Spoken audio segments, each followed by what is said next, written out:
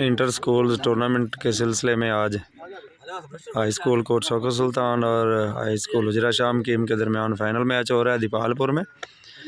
Stadium में मौजूद हैं सर रमज़ान अतीक साहब, डॉक्टर मोहम्मद शफीक तैयार साहब और मियाँ अहमद अली साहब और अहमद शाहिद साहब हैं कोच हुजरा शाम कीम के।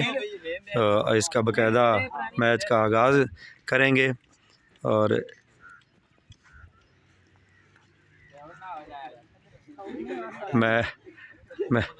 मैच का आगाज़ होगा।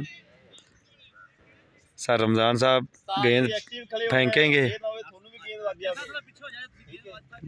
और गेंद फेंकी, डॉक्टर साहब ने खेली और ओपनिंग कर दी गई है। मैच का बाकायदा इफ्तिताह हो गया है नाजरीन। डॉक्टर साहब ने दोबारा खेली है। अब मियाँ साहब आ रहे हैं। मियाँ साहब वॉलीबॉल के बहुत अच्छे खिलाड़ी हैं। देखते हैं बल्ला लगता है कि नहीं लगता। लगा दिया, नहीं लगा।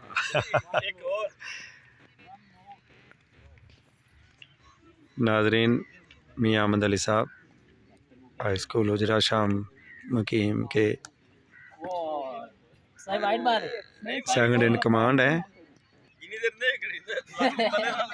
बल्ला घुमा रहे हैं और सर रमज़ान अतीक साहब बॉलिंग करवा रहे हैं।